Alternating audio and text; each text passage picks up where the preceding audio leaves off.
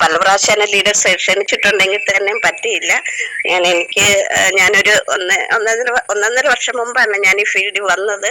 അപ്പൊ ഞാനൊരു കമ്പ്യൂട്ടർ സ്റ്റാഫായിട്ട് അഡ്വക്കേറ്റുമാരുടെ ഓഫീസിൽ വർക്ക് ചെയ്തുകൊണ്ടിരുന്ന സമയത്ത് അന്നൊക്കെ എന്ന് പറഞ്ഞാൽ വരുമാനമൊക്കെ തുച്ഛമായ വരുമാനമേ ഉള്ളൂ. അപ്പൊ ഞാൻ അന്നൊക്കെ ഓർക്കുമായിരുന്നു, എനിക്ക് ഒരു സൈഡായിട്ട് എന്തെങ്കിലും ഒരു ജോലി ഉണ്ടായിരുന്നെങ്കിൽ ഒരു ചെറിയ വരുമാനോടൊക്കെ എനിക്ക് വേണം. അങ്ങനെയൊക്കെ ഒരു സാഹചര്യം ഇരുന്നപ്പോഴാണ് ഇപ്പൊ എനിക്ക് മുമ്പായിട്ട് റിസൾട്ട് പറഞ്ഞ ഇമ്മാനുവൽ സാറ്, ജെസ്സി മാഡം, ഞാൻ ജെസ്സി മാഡത്തിന്റെ ഓഫീസിന് താഴെ ആദ്യമായിട്ട് ഞാൻ പ്രാക്ടീസ് ചെയ്ത ഒരു കമ്പ്യൂട്ടർ സെന്ററിലായിരുന്നു.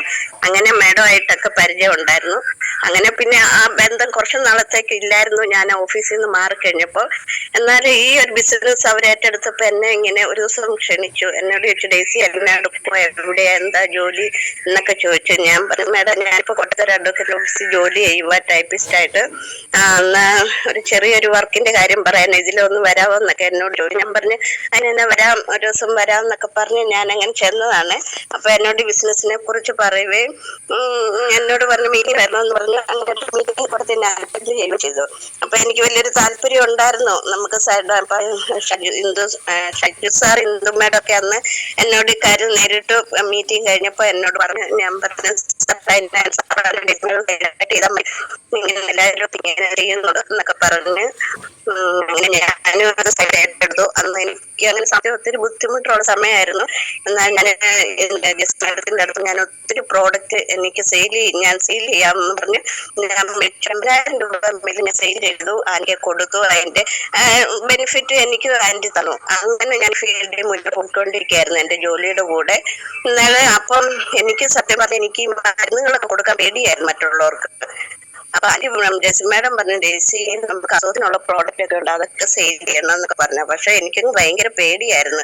ആർക്കെങ്കിലും എന്തെങ്കിലും സംഭവിച്ചു പോയാൽ എന്താണെന്നും ഹസ്ബൻഡ് ഇങ്ങനത്തെ കാര്യമൊന്നും താല്പര്യമില്ല. എന്തായാലും ഞാനതൊന്നും പിന്നെ സെയിൽ ചെയ്തില്ല. അങ്ങനെ ഇരുന്നപ്പോ എനിക്ക് ലൈഫ് ലൈൻ വന്നു. റിൻസി മാഡം, അവളാണ് കൊടുന്നല്ല അസുഖത്തിൽ അവളാണ് എന്നൊക്കെ പറഞ്ഞപ്പോ എനിക്ക് ഒന്നുകൂടെ ഒരു വിശ്വാസം വന്നു. അങ്ങനെ പിന്നെ ഞാൻ മരുന്നുകളൊക്കെ കൊടുക്കാൻ തുടങ്ങി. അങ്ങനെ ഇരിക്കെ കഴിഞ്ഞ 2020 ആദ്യ മാസത്തിലെ എന്റെ ഹസ്ബൻഡ് ഈ കമ്പനിയാണ് വീടിന്റെ ആയിട്ട് ചെയ്യുന്നത്. അപ്പം അങ്ങനെ വിട്ടും മാറാത്ത ചുമ, അങ്ങനെയൊക്കെ സൗണ്ട് ക്ലിയർ ആയിട്ട് കേൾക്കുന്നില്ല. ഒന്നുകൂടി ഒന്ന് അടുത്ത് നിന്ന് സംസാരിക്കുക, അല്ലെങ്കിൽ വീഡിയോ ഒന്ന് ഓഫ് ചെയ്തതിനു ശേഷം സംസാരിക്കുക. ക്ലിയർ ആവുന്നില്ല. ക്ലിയർ ആകുന്നില്ലല്ലേ സാറേ? ഇപ്പൊ ഓക്കെ പറഞ്ഞോളൂ. ക്ലിയർ ആകുന്നില്ല പറയണം കേട്ടോ സാറേ. ക്ലിയർ പറഞ്ഞോ. ഓക്കെ. അന്നേരം എന്താ പറഞ്ഞത്, ഹസ്ബൻഡ് ഇങ്ങനെ ചെറിയ അസ്വസ്ഥതകളൊക്കെ വന്നു. അപ്പൊ അടുത്ത ക്ലിനിക്കിലും ഹോസ്പിറ്റലൊക്കെ കൊണ്ടുപോയി കാണിച്ച് അതുപോലെ അതിന്റെ കൂടെ ജോലിയും ചെയ്തൊക്കെ പോവുമായിരുന്നു. പക്ഷെ ഒരു 3-4-5 മാസമായിട്ട് കുറഞ്ഞില്ല. അങ്ങനെ വന്നപ്പം ഡോക്ടർ പറഞ്ഞു, ഒരു കാര്യം ചെയ്യും, മെഡിക്കൽ കോളേജിൽ കൊണ്ട് കാണിക്കാൻ പറഞ്ഞു. അങ്ങനെ ഒരു ദിവസം ഞങ്ങൾ മെഡിക്കൽ കോളേജിൽ ചെന്ന് ആദ്യം CT സ്കാൻ ചെയ്തു.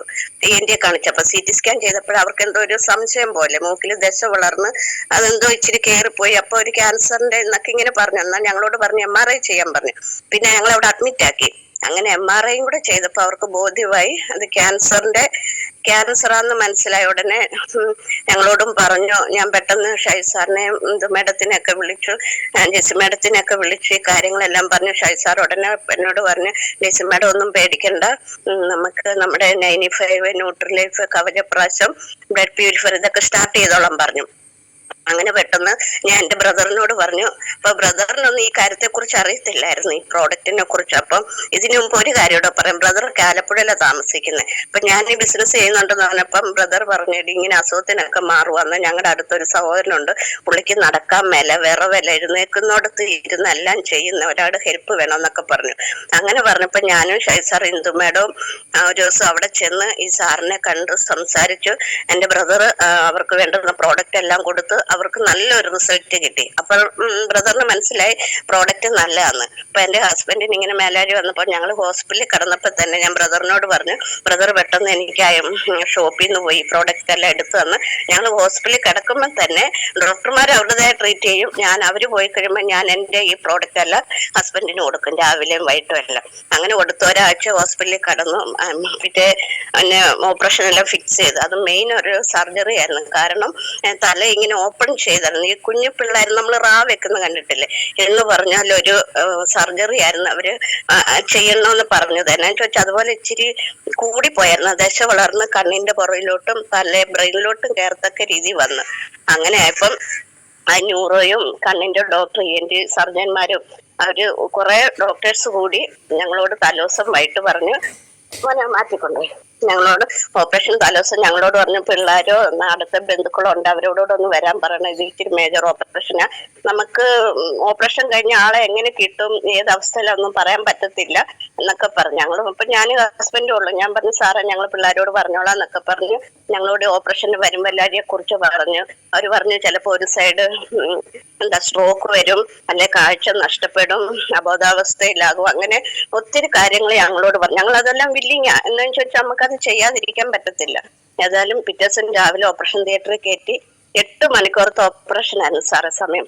രാവിലെ 7:30 കയറ്റിയിട്ട് 4:30 ആയപ്പോഴാണ് ഹസ്ബൻഡിനെ ഇറക്കിയത്. അപ്പൊ ആ കിടപ്പ് കണ്ടപ്പോ ഞങ്ങൾ ആരും ഓർത്തില്ല പുള്ളി രക്ഷപ്പെടുമെന്ന്. 2 ദിവസം ക്രിട്ടിക്കൽ ഓപ്പറേഷൻ തിയേറ്ററിലായിരുന്നു, അല്ല ക്രിട്ടിക്കൽ ICUലായിരുന്നു. അത് കഴിഞ്ഞ് വാർഡിൽ ഇറക്കി. അപ്പൊ ഹസ്ബൻഡ് ഞാനും ഡോക്ടർമാര് കണ്ണു പോകുന്നൊക്കെ പറഞ്ഞിട്ട് ഞാൻ ആദ്യം അവിടെ ക്രിട്ടിക്കൽ ICU കയറിയപ്പോ ആദ്യം ഹസ്ബൻഡ് കണ്ണുണ്ടോന്നാ നോക്കിയത്. എന്നാന്ന് ചോദിച്ചാൽ അതുപോലെ സീരിയസ് ആണെന്നാ ഡോക്ടേഴ്സ് പറഞ്ഞത്. എല്ലാം കണ്ണിന് ഒരു കുഴപ്പമില്ല. വാർഡിൽ കൊണ്ടുവന്ന് 2 ദിവസം കഴിഞ്ഞപ്പോ ഡോക്ടർമാര് പറഞ്ഞിരുന്നിട്ട് നടക്കണം, പതുക്കെ നടക്കണം എന്നൊക്കെ പറഞ്ഞു. എനിക്ക് പേടിയാ ഇനി നടക്കാൻ പറ്റുമോ, കാലിന്റെ ദശയൊക്കെ എടുത്ത് അവിടുന്ന് കട്ട് ചെയ്തൊക്കെ വെച്ചെന്നാ പറഞ്ഞത്. അങ്ങനെ 3-ാമത്തെ പൊക്കം പതുക്കെ പിടിച്ചെഴുന്നേറ്റ് നടന്നു. അതെല്ലാം കഴിഞ്ഞ് ബയോപ്സിക്ക് അയച്ചപ്പം ഒരു മാസം കഴിഞ്ഞ ബയോപ്സി റിപ്പോർട്ട് വന്നപ്പോ ക്യാൻസർ എന്ന് സ്ഥിരീകരിച്ചു. അതും ചെറിയ തോതിലല്ലേ സാറേ, 4th സ്റ്റേജ് ആണെന്ന് ഡോക്ടേഴ്സ് പറഞ്ഞില്ല. അത് വേറൊരാൾ കൂടെ ഞാൻ അറിഞ്ഞത്. ഡോക്ടർമാർക്ക് വലിയ വിഷമായിരുന്നു. അവരോർത്ത് ഇനി പുള്ളി രക്ഷപ്പെടത്തില്ലെന്നൊക്കെ ഓർത്തത്. അത് ഞങ്ങളോട് പറഞ്ഞു ക്യാൻസർ വാർഡിൽ പൊക്കോളാൻ പറഞ്ഞു. അവിടെ ചെന്ന് ഡോക്ടറെ കണ്ടു പരിശോധിച്ചു. ഞങ്ങളോട് പറഞ്ഞു 30 ദിവസം റേഡിയേഷൻ കണ്ടിന്യൂസ് ചെയ്യണമെന്ന് പറഞ്ഞു. അങ്ങനെ അതിനെല്ലാം ക്രമീകരണങ്ങളെല്ലാം ചെയ്ത് ഞങ്ങൾ റേഡിയേഷന് പോവാ. അപ്പൊ വീട്ടിൽ ഓപ്പറേഷൻ എല്ലാം കഴിഞ്ഞ് വീട്ടിൽ വന്നു കഴിഞ്ഞ് ഞാൻ നമ്മുടെ പ്രോഡക്റ്റ് എല്ലാം സ്റ്റാർട്ട് ചെയ്ത് കൊടുക്കുന്നുണ്ടായിരുന്നു. അപ്പൊ റേഡിയേഷനൊക്കെ പോകാൻ തുടങ്ങുമ്പോൾ ഹസ്ബൻഡ് പറഞ്ഞു അത് ആ പ്രോഡക്റ്റ് ഇപ്പൊ കഴിക്കണ്ട ചോദിച്ചാൽ ഈ റേഡിയേഷൻ ചെയ്യുമ്പോൾ എന്തെങ്കിലും വേറെ പ്രശ്നമാകുമെന്ന്. ഞാൻ പറഞ്ഞു ഒന്നും ആകത്തില്ല, ഞാൻ വെളുപ്പിന് എഴുന്നേറ്റാണ് എംറ്റി സ്റ്റൊമക്കിൽ ഹസ്ബൻഡിന് നമ്മുടെ 95 കൊടുക്കും, പിന്നെ ഫുഡ് കഴിച്ചിട്ട് ബാക്കി പ്രോഡക്റ്റും കൊടുക്കും. അങ്ങനെ ഞങ്ങൾ റേഡിയേഷൻ എന്നും പോയി വന്നു. അപ്പൊ ഞാൻ ഡോക്ടറോട് ചോദിച്ചത് ഞങ്ങൾക്കൊരു 2 വീലർ ഉണ്ട്, ഞാൻ ബസ്സിന് വേണം 1 മണിക്കൂറോളം വേണം ഹോസ്പിറ്റലിൽ ചെല്ലണം. ഇതാകുമ്പോ പെട്ടെന്ന് 10-20 മിനിറ്റ് ഉണ്ടെങ്കിലല്ല. അപ്പൊ ഞാൻ ഡോക്ടറോട് ചോദിച്ചു മാഡം നമുക്ക് 2 വീലർ വരാൻ പറ്റുമോ എന്ന് ചോദിച്ചു. ഇപ്പൊ 2 വീലർ ഒന്നും ഒത്തിരി ഓടിച്ചു പോകണ്ട, മേലാത്ത ആളല്ലേ എന്നൊക്കെ പറഞ്ഞു. പക്ഷെ ഹസ്ബൻഡ് എന്തോ വലിയ ധൈര്യവും നല്ലൊരു ആരോഗ്യമോ മറ്റു യാതൊരു അസ്വസ്ഥോ ക്ഷീണോ പ്രയാസമോ ഒന്നുമില്ല. ഹോസ്പിറ്റലിൽ ഓപ്പറേഷൻ കഴിഞ്ഞ് തന്നെയാണ് ഒരു ജലദോഷമോ ഒരു ഇൻഫെക്ഷനോ മറ്റൊരു പനിയോ ഒന്നും വന്നിട്ടില്ല. പുള്ളി നല്ല ആരോഗ്യത്തോടെ ഹോസ്പിറ്റലിൽ കിടന്നപ്പോഴും വീട്ടിൽ വന്നതിന് ശേഷം ഇരുന്നത്. അങ്ങനെ ഞങ്ങള് റേഡിയേഷന് പോയി. ഈ 26 റേഡിയേഷൻ വരെ ഞങ്ങൾ സ്കൂട്ടറിൽ പോയി. പുള്ളിയാ ഓടിച്ചത്. എനിക്ക് ഓടിക്കാൻ അറിയാം, എന്നാലും എന്നെ ഓടിപ്പിക്കത്തില്ല. എനിക്ക് ആ കാല് നീളം ഇല്ലാത്തോണ്ട് ഹസ്ബൻഡ് എന്നെ ഫ്രണ്ട് ഇരുന്ന് ഞാൻ പുറകിരുന്ന് അങ്ങനെ ഞങ്ങൾ റേഡിയേഷന് പോയി വന്നു. അപ്പൊ എല്ലാരും ചോദിച്ചു നിങ്ങൾ എങ്ങനെയാ പോയത്, ഓട്ടോയ്ക്കാണോ പോയത്, ബസ്സിനാണോ പോയത്? ഞാൻ പറയാറില്ല ഞങ്ങൾ സ്കൂട്ടറിൽ പോയി, ഹസ്ബൻഡ് ഓടിച്ചു. അവർക്കൊക്കെ അതിശയമായിരുന്നു. ഞാൻ ചോദിച്ചു ഈ 30 റേഡിയേഷൻ എന്നൊക്കെ പറയുമ്പോൾ അതിൻ്റെതായ ഓരോ ക്ഷീണവും പ്രയാസവും എല്ലാ പേഷ്യന്റും ഉണ്ടാവുമല്ലോ. അങ്ങനെ ഹസ്ബൻഡിനും എല്ലാരും ഓർത്ത് പുള്ളി തീരെ കിടപ്പായിരിക്കും, എഴുന്നേക്കാൻ മേല, അങ്ങനെയൊക്കെയാ പലരും ചിന്തിച്ചിരുന്നത്. എന്നാൽ ഞങ്ങള് 26 ദിവസം വരെ ഹസ്ബൻഡ് എന്നെ പുറകെ വെച്ചോണ്ട് ഞങ്ങള് പോയി. അങ്ങനെ 30 ദിവസം റേഡിയേഷൻ കഴിഞ്ഞ് ഡോക്ടർമാര് പറഞ്ഞു ഇനി 3 മാസം കഴിഞ്ഞ് MRI ചെയ്ത് റിസൾട്ടുമായിട്ട് വരാൻ പറഞ്ഞു. അങ്ങനെ 3 മാസം കഴിഞ്ഞ് പിന്നെ ഞങ്ങൾ MRI ചെയ്ത് റിസൾട്ട് നോക്കിയപ്പോ സാറേ ഡോക്ടർമാർക്ക് പോലും വലിയൊരു അമേസിങ് റിസൾട്ട് ആയിരുന്നു. ഇതിന്റെ ഒരു എവിഡൻസ്, ഒരു തെളിവ് ഇതിനകത്ത് കാണുന്നില്ല എന്നാ ഡോക്ടർമാർ റിപ്പോർട്ട് നോക്കിയിട്ട് ഞങ്ങളോട് പറഞ്ഞത്. എനിക്കപ്പൊ അതിശയം. ഞാൻ ചോദിച്ചു സാറേ ഇനി മരുന്ന് വല്ലതും കഴിക്കണോ? അപ്പൊ ഞങ്ങള് ഡോക്ടേഴ്സ് നല്ല ഒരു കമ്പനി, അതുപോലെ ഞങ്ങളെ അവര് നോക്കുകയും ഞങ്ങൾക്കായിട്ട് നല്ല സപ്പോർട്ടായിരുന്നു ഡോക്ടേഴ്സൊക്കെ. അപ്പൊ എന്നോട് ഡോക്ടർ വഴക്ക് പറഞ്ഞു ഇനി ഒരു മരുന്നും വേണ്ട, സുഖമായിട്ടിരിക്കുന്നു, ഇടയ്ക്കൊക്കെ ചെക്കപ്പിന് വന്നാൽ മതി എന്ന് പറഞ്ഞു. ഇന്നതേ ഇപ്പൊ പുള്ളി ENT കാണാൻ പോയിരിക്കുക ചെക്കപ്പിന്. 2-3 മാസം കൂടുമ്പോ ചെക്കപ്പിന് വരാൻ പറഞ്ഞു. അങ്ങനെ പോയിട്ടുണ്ട്. അപ്പൊ ഞാൻ പറഞ്ഞത് ആ ട്രീറ്റ്മെന്റിന്റെ കൂടെ നമ്മുടെ ഈ പ്രോഡക്റ്റ് ഞാൻ 3 മാസം കണ്ടിന്യൂസ് ഹസ്ബൻഡിന് കൊടുത്ത് അത് കഴിച്ച് അതിൻ്റെത് ഒത്തിരി നല്ല റിസൾട്ട് ഒരു ക്ഷീണം ഇതുവരെ ഒരു ദിവസം പോലും ക്ഷീണമാണെന്ന് പറഞ്ഞ് കിടന്നിട്ടില്ല. ഇപ്പൊ ഏതാണ്ട് ഒരു വർഷത്തിനുള്ളിൽ ക്യാൻസർ വന്ന് അത് 4th സ്റ്റേജ് കഴിഞ്ഞ് അത് നല്ല റിസൾട്ട് കിട്ടി. അത് ഞാൻ എല്ലാവരോടും പറയുന്നുണ്ട്. അങ്ങനെ അപ്പൊ അതിന്റെ കൂടെ ഞങ്ങൾ ഹോസ്പിറ്റലിൽ കിടന്നപ്പോൾ തന്നെ ഒരു 47 വയസ്സുള്ള ഒരു ബ്രദർ, പുള്ളി പിന്നെ പ്രൊഫസറാ. പുള്ളിക്ക് തൊണ്ടയിൽ ഇങ്ങനെ ഇത് ക്യാൻസർ വന്ന് ഓപ്പറേഷൻ ചെയ്തു. ഞങ്ങളുടെ ഒപ്പം അവരും കീമോ എടുത്ത്, ഞങ്ങൾക്ക് കീമോ ഇല്ലായിരുന്നു, അവര് കീമോയും റേഡിയേഷനും എടുത്ത് 30 റേഡിയേഷൻ 5-6 കീമോയും അവർക്ക് ചെയ്യണമെന്ന് പറഞ്ഞു. ഞങ്ങളൊക്കെ അപ്പൊ ഞങ്ങൾ വലിയ കമ്പനിയായി അവരുമായിട്ട്, ഞങ്ങൾ ഫോൺ ചെയ്യും, വിവരങ്ങൾ അങ്ങോട്ടും ഇങ്ങോട്ടും തിരക്കൊക്കെ ചെയ്യും. അപ്പൊ ഞാൻ പുള്ളിയുടെ വൈഫിനോട് പറഞ്ഞു, മോളെ ഇങ്ങനെ ഒരു പ്രോഡക്റ്റ് ഉണ്ട്, ഞാൻ ഹസ്ബൻഡിന് കൊടുക്കുന്നുണ്ടെന്നൊക്കെ പറഞ്ഞു. പക്ഷെ അവര് പൈസ ഇല്ലെന്നൊക്കെ പറഞ്ഞ് പിന്നെ മേടിക്കാന്നൊക്കെ പറഞ്ഞു. ഞാൻ ഒത്തിരി ഫോഴ്സ് ചെയ്ത് കേട്ടോ. പക്ഷെ അവരന്നേരപ്പോ അതിലൊന്നും താല്പര്യപ്പെട്ടില്ല. പിന്നെ ഞങ്ങള് ഇങ്ങനെ ഇടയ്ക്ക് ചെക്കപ്പിന് OP വരുമ്പോഴൊക്കെ ഇവരെ കാണും.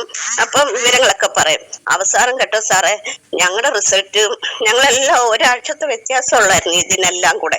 അവരുടെ റിസൾട്ട് ഞങ്ങളുടെ റിസൾട്ട് നോക്കിയപ്പം ഞങ്ങൾക്ക് നോർമലും വന്നു. ആ ബ്രദറിന് തൊണ്ണേന്ന് മാറിയിട്ട് ത്വക്കിലേക്ക് അത് സ്പ്രെഡ് ചെയ്തു, സ്കിന്നിലേക്ക്. അപ്പൊ പിന്നെ അവര് കീമോ ചെയ്യാനായിട്ട് വരുക.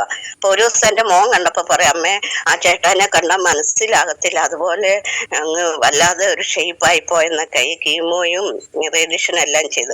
ഞാൻ പറഞ്ഞത് അപ്പൊ അതും ഇതും വെച്ച് നോക്കിയപ്പോ ഞങ്ങൾക്ക് അതുപോലെ നല്ല റിസൾട്ട്. ഇപ്പൊ എന്റെ ഹസ്ബൻഡ് ഇപ്പൊ ഇടയ്ക്കൊക്കെ ജോലിക്കും പോകുന്നുണ്ട്.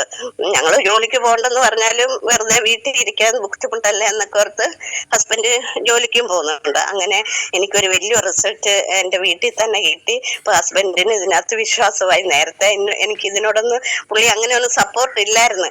ഇപ്പൊ കഴിഞ്ഞ ദിവസം തന്നെ നമ്മുടെ ഇപ്പൊ എനിക്ക് മുന്നേ പറഞ്ഞ എന്റെ ലീഡർ ജെസ്സി മാഡം പറഞ്ഞു, ഞങ്ങളുടെ പാസ്റ്റർ വീട്ടിൽ പോയത്. അമ്മയ്ക്കാണ് ഹാർട്ടിന് ബ്ലോക്കാ. അപ്പൊ കാരിത്താസിൽ കാണിച്ചപ്പോ ഓപ്പറേഷൻ ചെയ്യണം, 10 ലക്ഷം രൂപ അവർ പറഞ്ഞിരിക്കുന്നത്. അപ്പൊ വെൽഹാർട്ടൂടെ മാഡം പറയാൻ മറന്നുപോയതാ, വെൽഹാർട്ടൂടെ കഴിക്കാൻ പറഞ്ഞു. അത് ഞങ്ങൾ മേടിച്ചു കൊടുത്ത് അവരിപ്പൊ കഴിച്ചുകൊണ്ടിരിക്കുന്നു. അങ്ങനെ അവരും സുഖപ്പെട്ട് വരുന്ന ഒരാഴ്ചയുള്ളൂ. അവർക്ക് വലിയ ഹാപ്പി കേട്ടോ. അമ്മമ്മയ്ക്കാണ് നല്ല ഒരു വീട് സ്ഥലവും മേളത്ത് 2nd ഫ്ലോറും ഉണ്ട്. അങ്ങോട്ട് കയറാൻ പോലും മേല, മുറ്റത്ത് ഇറങ്ങാൻ മേല. അതുപോലെ കാലിന് വേദന, കുഞ്ഞു പിള്ളേർ പിച്ച നടക്കുന്ന പോലെ നടന്ന് റൂമിനകത്തൂടെ ഞങ്ങൾ ചെന്നപ്പോഴൊക്കെ ഞങ്ങൾക്കുള്ള ചായ ഒക്കെ ഇട്ട് തന്നത്. ഞാൻ പറഞ്ഞപ്പോ ഇപ്പൊ ഒരു 4-5 ദിവസമായുള്ളു ഈ പ്രോഡക്റ്റ് എല്ലാം കഴിക്കാൻ തുടങ്ങിയിട്ട്. അതിൻ്റെ ഒത്തിരി വ്യത്യാസം അവർക്കുണ്ട് കേട്ടോ സാറേ. അങ്ങനെ ഇത്രയൊക്കെ റിസൾട്ട് എനിക്ക് പറയാൻ എനിക്കൊരു പെർമിഷൻ തന്ന leaders Shai sir, Indu madam, Manu sir, Jessy madam, Immanuel sir, എല്ലാവരും. അതുപോലെ എൻ്റെ ലൈഫ് ലൈന് ഇപ്പൊ എൻ്റെ കൂടെ 3-4 കുട്ടികളൊക്കെ വരുന്നുണ്ട്. അവരൊക്കെ ഗോവ വിൻസ് ചെയ്തു. അതുപോലെ ഞങ്ങൾ RTP പ്രോഗ്രാമിന് പോയി. അതൊക്കെ ഒത്തിരി സന്തോഷമായിരുന്നു ഞങ്ങൾക്ക്. അതുകൊണ്ട് ഇത്ര എൻ്റെ റിസൾട്ട് എനിക്ക് വീട്ടിൽ നിന്ന് പറയാനും ഇടയായി. അതൊക്കെ ഒത്തിരി സന്തോഷം. എനിക്ക് അവസരം ഒരുക്കി തന്ന എൻ്റെ ലീഡേഴ്സ് എല്ലാവർക്കും ഞാൻ എൻ്റെ നന്ദി. Thank you madam, thank you very much. വളരെ വലിയ റിസൾട്ടുകളാണ്. ക്യാൻസറിൽ നിന്ന് 4th സ്റ്റേജിൽ നിന്നൊക്കെ തിരിച്ചു വരാൻ സാധിക്കുക എന്ന് പറഞ്ഞാൽ ദൈവകൃപയും അതുപോലെ തന്നെ നമ്മുടെ സപ്ലിമെന്റും. നന്നായിട്ട് വെള്ളം കുടിക്കണം കേട്ടോ, നന്നായിട്ട് വെള്ളം കുടിക്കുകയും